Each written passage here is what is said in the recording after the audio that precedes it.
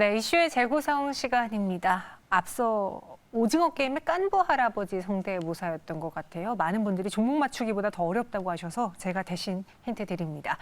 지금 시장에서 봐야 될 것들이 무엇이는지 저희가 최대한 찾아보고 있는데 최현동 매니저가 이런 이야기를 하고 갔어요. 지금 하루아침에 사라질 만한 악재가 아니니 이 악재를 이용할 만한 에너지 가격의 상승, 인플레이션에 대한 우려를 오히려 투자 포인트로 삼아보자라는 이야기를 했는데 이분도 그렇게 생각하실까요? 레몬리서치 김민수 대표님과 함께 이야기 나눠보겠습니다. 어서 오세요.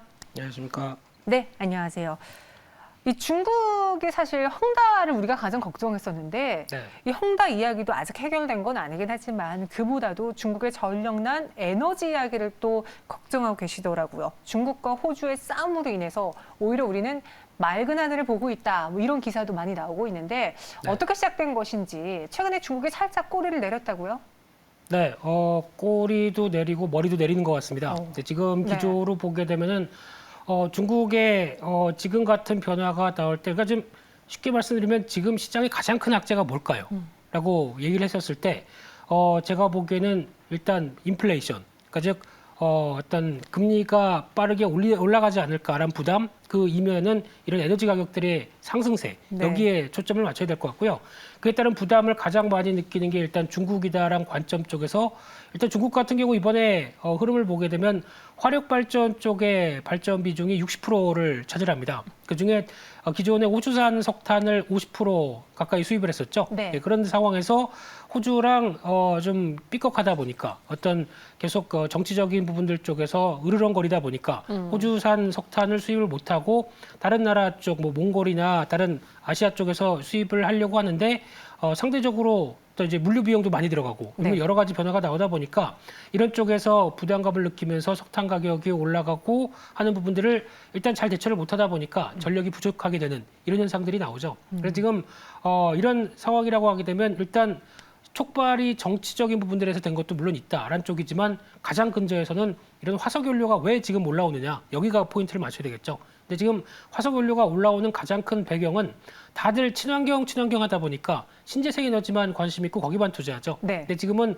그래도 충분히 그 사이에 효율이 나올 수 있을 정도까지는 전력을 이제 화석연료 쪽으로는 대체를 해줘야 되는데 이쪽은 손을 안 댑니다. 정부 지원도 없고 아무도 기업들이 투자를 안 하려고 하고 그러다 보니까 수요는 느는데 오히려 뭐 채굴이나 뭐 채광은 전혀 안 한다라고 하게 되면 네. 오히려 여기서 어떤 공급이 부족한 현상들이 나오다 보니까 이렇게 급등하는 에너지 가격들이 여기서 나온다고 봐야 되겠죠. 지금 다시 호주산 석탄을 하역하기로 중국이 결정을 하면서 말씀하신 것처럼 살짝 꼬리와 머리를 중국이 내리고 있다라고 했는데 전력난이면 걱정이 되는 게 그러니까 쉽게 말해서 정전된다. 전기가 안 들어온다는 거잖아요. 네. 그러면은 공장도 가동을 해야 되는데 가동이 중단되고 일을 해야 되는데 어두워서 일을 못 하고 이렇게 되면은 무언가 공급에 있어서 차질을 빚게 되고 쇼티지가 나타나는 산업군이 분명히 있지 않을까라고 생각해 볼 수도 있지 않을까요? 중국은 세계 공장입니다. 네. 거기다 전력난을 보입니다. 그러면 지금 뭐 나오는 몇몇 품목만 문제가 될까요? 아닐 것 같은데. 다 문제가 되겠죠. 그래서 지금 이쪽에서는 또 의견이 분분합니다. 나는 지금 뭐 중국의 현지에 있는 사람인데 잠깐만 정전되고 괜찮다 뭐 이렇게 얘기하시는 분도 있고 저희가 안 가봤으니까 모르죠. 하지만 지금 나오는 여러 가지 흐름으로 봤을 때는 전력난이 나오고 있다란 쪽을 여러 가지 느낄 수 있는 게 일단 정부가 통제를 합니다. 생산을 통제를 하는 쪽에서 지금 또 많이 얘기되는 게 중국의 황린이라고 하는데 이쪽이 낸드 플래시 쪽에서 공정에 들어가는 필수 요소라고 하는 부분들이 9월 달부터 거의 10%대로 생산을 줄였습니다. 그러다 보니까 오히려 글로벌 황린의 한 50%를 담당하는 쪽이다 보니까 이걸 이렇게 갑자기 줄이게 되면 이제 생산의 차질과 함께 들어가는 공정상에 대표적으로 메모리 반도체 쪽이죠. 네. 낸드 플래시 쪽에 압박이 갈 수밖에 없겠다라는 관점 쪽에서 주목을 하고 있는데 그럼 이게 실제적으로 진짜 큰 영향이냐라는 부분들은 낸드 플래시 가격을 보면 되겠죠. 앞으로 근데 아직은 큰 변화가 없다 보니까 이게 오히려 쇼티지 때문에 가격이 뭐 또 올라간다라고 하게 되면 이 부분도 좀 체크를 해야 되겠지만 이게 올라간다고 해서 좋은 게 아니라 생산 출하를 못해서 가격이 올라간다고 하게 되면 지금 메이커 입장 특히 삼성전자나 SK하이닉스에는 도움이 안 됩니다.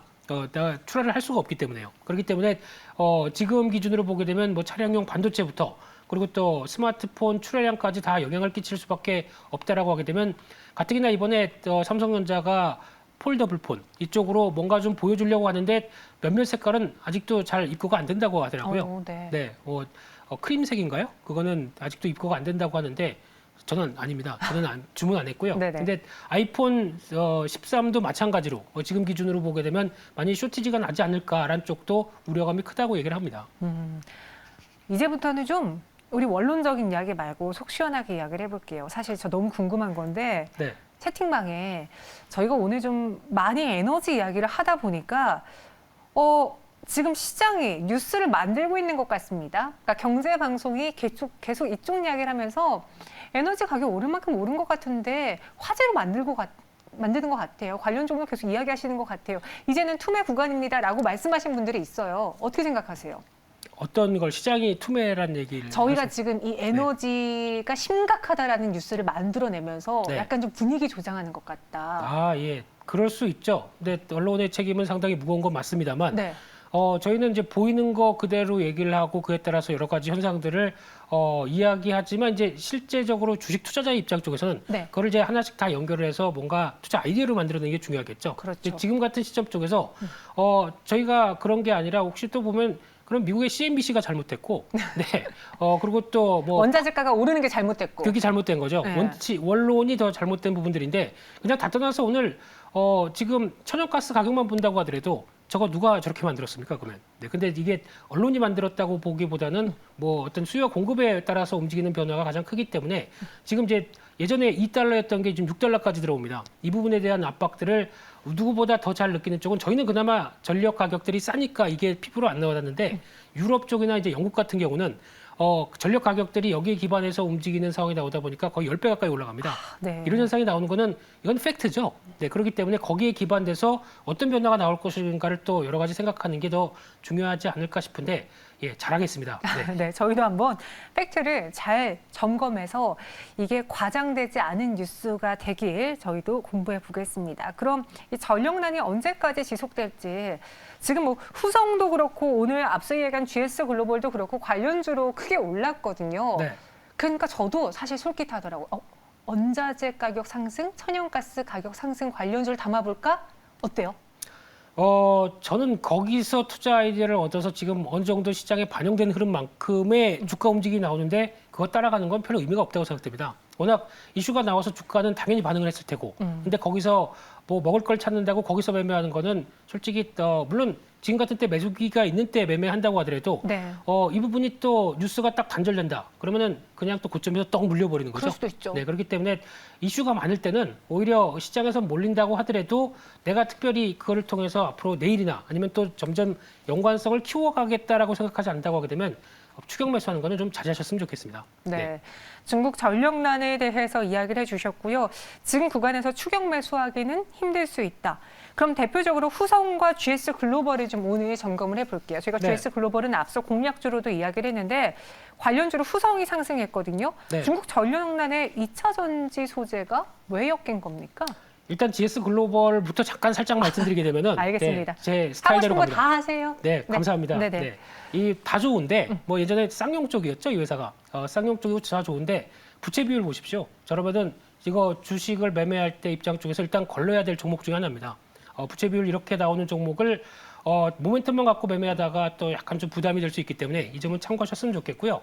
두 번째 후성 같은 경우는 일단 다 좋은데 가격이 조금 비싸다는 거. 이런 때 이제 반영해서 비싸다는 거. 특히 지금 이번에 나온 얘기가 이제 전해액에 들어가는 전해질이죠. 이쪽에 우리나라에서 국내 유일하게 생산하는 회사다 보니까 부각을 지금까지 받아왔고 꾸준히 올라갔습니다. 지금 시총이 2조입니다.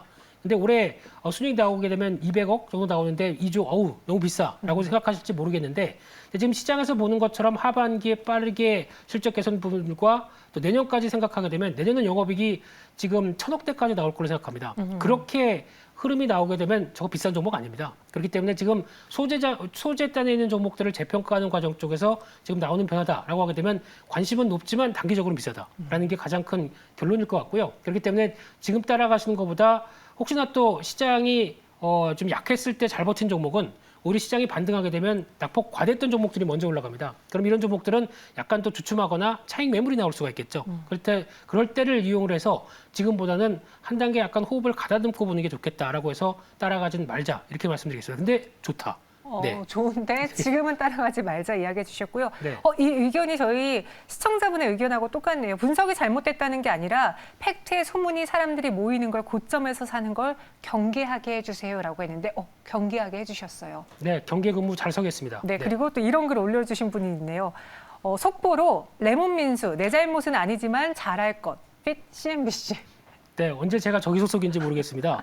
네. 네, 속보가 나왔네요. 우리 레몬민수님 내 잘못은 아니지만 잘하겠다. 여러분들 노여하지 마시고요. 잘 챙기겠습니다. 네, 잘 챙겨드릴게요. 저희 지금 전력난 이야기하면서 그래 좋은 건 있지만 지금 이 이슈가 나오면서 주가가 반응을 했을 때 따라 들어가는 건 늦을 수 있다. 경계하자라고 이야기해 주셨습니다.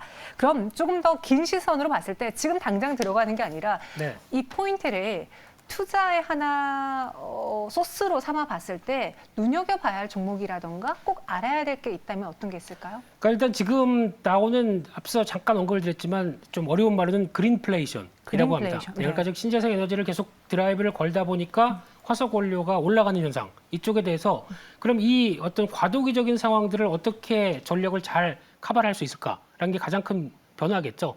그쪽이 살짝 이제 고개를 드는 게 원전 쪽이 아닌가. 그렇기 때문에 원전 관련된 종목들이 이 그 빈틈을 좀 더 채울 수 있겠다. 특히 어제도 나온 뉴스를 보게 되면 좀 전력난에 대해서 좀 심각하게 생각하는 쪽은 유럽이 많습니다. 네. 그중에서 원자력의 강자 프랑스가 드디어 이제 칼을 뽑았죠. 그러다 보니까 이쪽에 대해서도 소형 원전 SMR 중심으로도 계속 변화가 나올 수 있겠다라는 쪽은 기대감이 있기 때문에 이와 관련된 종목은 그래도 한번 챙겨보는 게 맞겠다라고 바라보고 있고요. 그중에서 그나마 여러 종목들이 있겠는데 그래도 가장 입맛에 잘 맞는 회사가 제가 보기엔 한전 KPS가 아닌가. 이 회사는 일단 둘 다 됩니다. 네. 원전 정비를 하는 회사다 보니까 한전 쪽에 그 한전 쪽과 관련된 이제 원전 쪽의 해체 관련된 부분들과 또 이제 설계 관련된 쪽 둘 다가 가능한 쪽이다 보니까 뭐 탈원전도 연관될 수가 있고 오히려 원전 설치 쪽에서도 연관될 수 있다라고 하게 되면 이런 부분들이 모두 다 연결이 됐었을 때 그게 실적에서 말해준다고 봐야 될 것 같고요. 그런 차원으로 보게 되면 올해 영업이익이 1,900억대 한 40% 증가할 걸로 보여지고 있는데 이 기조라고 하게 되면 뭐 이런저런 흐름들 쪽에서는 다 좀 잘 비껴나가지 않을까라는 쪽에서 일단 원전 관련된 쪽을 조금 더 포인트를 맞추는 게 지금 시류에 더 맞지 않나 이런 생각이 들고 있습니다. 네, 뭐 석탄, 천연가스 여러 가지가 있지만 우리 레몬 김민수 대표님은 원전에 주목하면서 한전 KPS를 눈여겨봐야 할 종목으로 정리해 주셨습니다. 여러분들도 잘 참고해 보시길 바라겠고요. 경계는 하자. 이 점 꼭 기억해 둘게요. 김민수 대표님 여기서 인사드리겠습니다. 고맙습니다. 감사합니다.